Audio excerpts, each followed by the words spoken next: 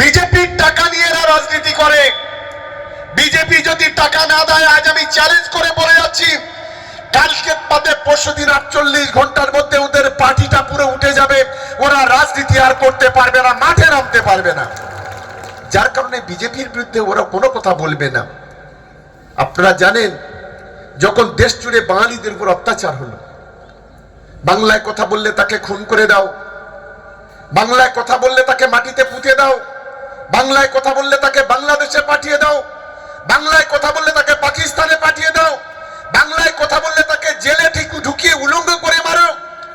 গোটা দেশ জুড়ে যখন এই ঘটনা ঘটলো, আমাদের মুখ্যমন্ত্রী মমতা বন্দ্যোপাধ্যায়ের নেতৃত্বে, আমাদের লোকসভা দলনেতা অভিষেক বন্দ্যোপাধ্যায়ের নেতৃত্বে যখন আমরা দেখি লোকসভার ভিতরে যখন একদিকে লড়াই, আরেকদিকে গোটা বাংলা জুড়ে মমতা বন্দ্যোপাধ্যায়ের নেতৃত্বে আমরা যখন লড়াই করছি, তখন এই নওশাদ আব্বাসের মতো লোকেরা, কাপুরুষেরা, তারা তখন কোনো কথা বলে না।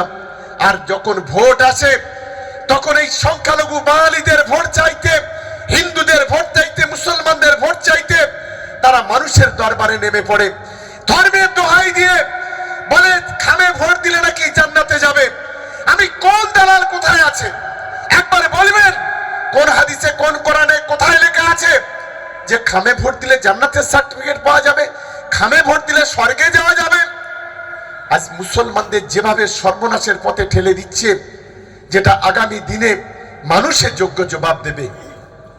আমার এখানে অনেক মাদ্রাসার ছাত্ররা দাঁড়িয়ে আছে, আমি এখানে অনেক মুসলমান ভাই বোনেরা আছেন, ফেসবুক লাইভে অনেক আছেন। আমি প্রশ্ন করতে চাই, এই আব্বাসের মতো লোকেরা বলে ওনার জলসাতে মিটিং এ যে না যাবে সে নাকি কাফের হবে। কোন হাদিসে লেখা আছে? আর সে যদি মারা যায়, তার যে জানাজা পড়বে সে নাকি কাফের। আমি এই দালালকে জিজ্ঞাসা করতে চাই, এটা ইসলামে বলে নাকি তোমার নিজের বলা গোড়া হাদিস? আমি প্রশ্ন করতে চাই, আমরা আমাদের নবীজিকে আমরা তার নামে দরুদ পড়ি, এই আব্বাস বলে আমার নামে যদি দরুদ না পড়ো বিশ্বের মুসলমানদের নামাজ হবে না। কোন হাদিসে, কোন কোরআনে, কত পাড়ায়, কত চেপড়ায় লেখা আছে? আমি এই দালালকে এই প্রশ্ন করতে চাই।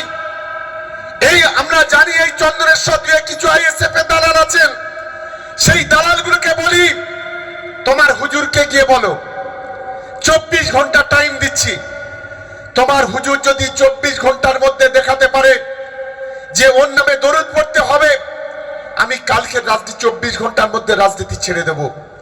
আমি এটা আজকে চ্যালেঞ্জ করে বলে যাচ্ছি। মুসলমানদের আজ কত রাস্তায় নামাবেন? আজকে শুধু তাই নয়, বলে রাজ্য সরকারকে নাকি কেউ যদি